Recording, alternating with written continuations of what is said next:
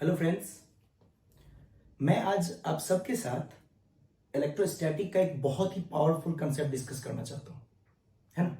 बच्चों को इसमें बहुत प्रॉब्लम होती है या वो कंसेप्चुअली नहीं समझ पाते हैं, तो मैं चाहता हूं कि थोड़ा सा उसको अपने अकॉर्डिंग डिस्क्राइब करो। कुछ चीजें मैं इसमें हाइपोथेटिकल बोलूंगा, बट आपको उसको प्रैक्टिकल कंसेप्ट के साथ जोड़ना है ताकि वो सिंपल फॉर्म में आप समझ सको। ओके, तो सबसे पहले मैं एक बात आपसे पूछना चाहता हूं, क्या आप सभी ने कूलम्ब्स फोर्स का नाम सुना है? क्या होता है? K Q1 Q2 upon R square.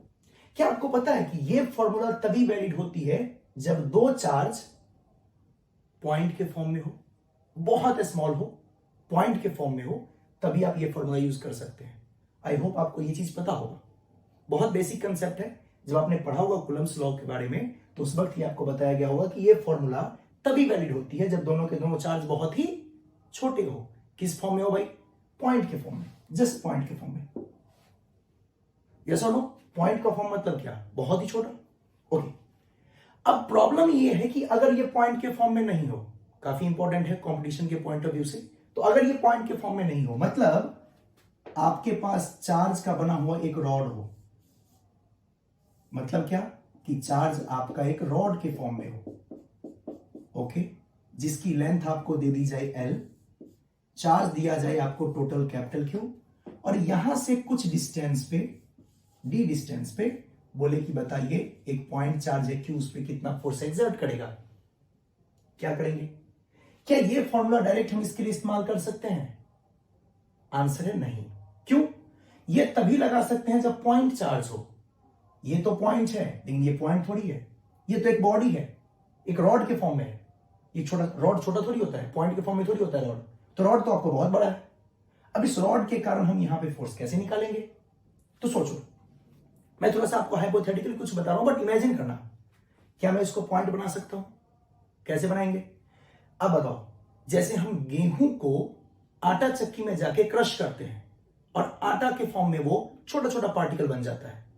सोचो कि आपने इस रॉड को वैसे ही क्रश कर दिया, इस रॉड का आपने आटा बना दिया, तो क्या ये बहुत छोटे छोटे पॉइंट्स बन जाएंगे? सोचो, अगर ये बहुत छोटे छोटे पॉइंट बन जाएंगे, तो क्या मैं इसको ऐसे शो कर सकता हूं? आपने ऐसे इसको शो कर दिया, देखो पॉइंट के फॉर्म में। जितने लेंथ में ये डिस्ट्रीब्यूटेड था उतना ही लेंथ रखेंगे। हर पॉइंट क्या होगा? ये किसका आटा है? चार्ज का। तो ये आपने इसको छोटे छोटे चार्ज में कन्वर्ट कर दिए। ओके, अब इसमें से कोई भी एक छोटा सा चार्ज आप ले लो, एक का बात कर रहा हूं, और यहां से यहां के डिस्टेंस को अगर आप x मान लो, तो क्या अब हम फोर्स निकाल सकते हैं? यस। क्यों? क्योंकि यह पॉइंट बन चुका है और पॉइंट के लिए फॉर्मूला वैलिड है। अब एक बात और, यह चार्ज था Q, तो आपको पता है जब उसको छोटे पार्टिकल में कन्वर्ट करते हैं तो इसका चार्ज हो जाता है dq। जैसे कोई बड़ा सा लेंथ है, उसको छोटे लेंथ में आप कन्वर्ट कर दिए, तो उसके लेंथ को हम लोग dl कहते हैं। कोई मास है m, उसके छोटे पार्टिकल का मास बना दिए, तो उसे हम dm कहते हैं। ऐसी कोई चार्ज है Q और उसको आपने छोटा चार्ज बना दिया, तो उसको dq कहते हैं। आप ऐसे समझ लो कि जब भी आपको कोई छोटा टर्म बनाना हो ना, तो उसमें आप एक d लगा दोगे। जैसे कोई फोर्स F है, उसका छोटा पार्ट अगर देखे तो dF। कोई रॉड का लेंथ L है, उसके एक छोटे पार्टिकल का लेंथ देखे, dL। कोई चार्ज Q है, उसके एक छोटे चार्ज पार्टिकल का बात करें, dQ। मतलब d लगा देते हैं, आप ऐसे समझ लो, स्मॉलेस्ट को दिखाने के लिए। ठीक है, अब बताइए तो फोर्स क्या लगेगा? सर फोर्स तो dF लगेगा। कितना? K, ये वाला चार्ज dQ, वो वाला चार्ज Q, और दोनों के बीच का डिस्टेंस x स्क्वायर। ठीक है भाई, क्या आप लोग को ये पता है? शायद ये बेसिक पता होगा आपको कि चार्ज अपॉन लेंथ को हम लोग बोलते हैं लीनियर चार्ज डेंसिटी। तो यहां से हम लैम्डा को ये भी लिख सकते हैं ना, dQ अपॉन dl। तो क्या यहां से हम dQ लिख सकते हैं लैम्डा इंटू dl? तो क्या यहां से dQ ऐसे भी लिख सकते हैं लैम्डा इंटू dx? dx क्यों सर? क्योंकि मैंने इस लेंथ को x के फॉर्म में अज्यूम किया है, तो यहां पे इसके छोटे लेंथ को मैं क्या मान लूंगा? dx। तो इसका जो छोटा सा लेंथ है, ये वाला पार्ट जो आपको दिख रहा है, ये वाला जो पार्ट है, उसको मैंने क्या माना हुआ है? dx। उस वैल्यू को यहां पे आप पुट कर दीजिए, ये बन जाएगा k लैम्डा dx, ये small q upon x square. इसको थोड़ा सा और सिंप्लीफाई करें तो k लैम्डा q, और ये बन जाएगा dx अपॉन एक्स स्क्वायर। अब हम क्या करेंगे, इसका इंटीग्रेशन करेंगे। कैसे होगा, df equal to K lambda Q, इसको क्या मैं ऐसे लिख सकता हूं, x का पावर -2 इंटू डी एक्स। इसको इंटीग्रेट कर सकते हैं। क्या आपको पता है df का इंटीग्रेशन f होता है के लैम्डा क्यू? क्या आपको पता है, ये x का पावर -2 है। x का पावर वाला इंटीग्रेशन कैसे करते थे हम सब, यहां पर हम एक ऐड करेंगे, पता है आपको, पावर में एक ऐड करते हैं फिर उसी से डिवाइड करते हैं। यहां पर जब आप एक ऐड करोगे तो होगा x का पावर -2 + 1 अपॉन -2 + 1। ये हो जाएगा f equal to K lambda q, ये बन जाएगा x to the power -1 upon -1। इसको हम ऐसे भी लिख सकते हैं, के लैम्डा क्यू, अगर यहां माइनस में ये यूज कर लूं 1/x।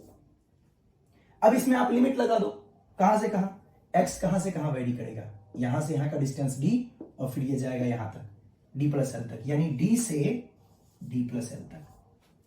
x का सबसे स्मॉलर डिस्टेंस क्या होगा, d, जो रॉड को टच करेगा, और कहां तक वो x जा सकता है, d + l तक, पूरा रॉड को कैप्चर कर लेगा। अब इस वैल्यू को यहां पे यूज कर ले, f equal to -k lambda q, ये हो जाएगा 1/d + l -1/d। इस माइनस को अंदर भेज दें तो हो जाएगा f equal to k lambda q 1/d -1/d + l।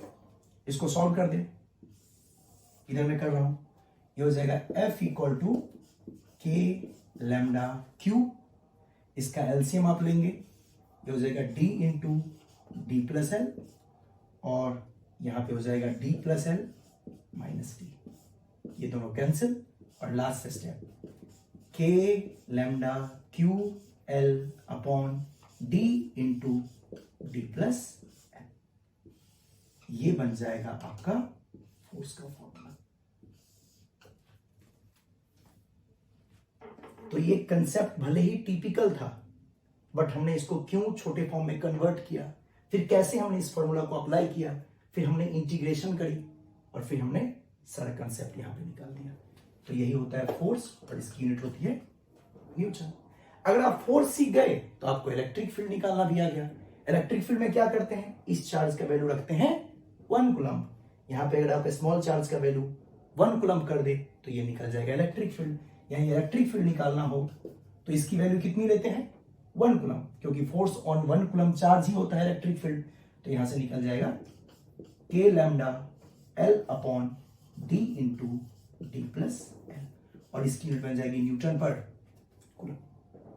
तो एक ही कंसेप्ट से आपने दोनों सीख लिया, बस यहां पे 1 रखेंगे तो इलेक्ट्रिक फील्ड इंटेंसिटी बन जाएगा, शॉर्ट फॉर्म में हम इलेक्ट्रिक फील्ड भी कह सकते हैं, और फोर्स निकालना हो तो ये बन जाएगा। तो आई होप आपको थोड़ी थोड़ी बातें समझ में आई होगी। चलिए, थैंक यू।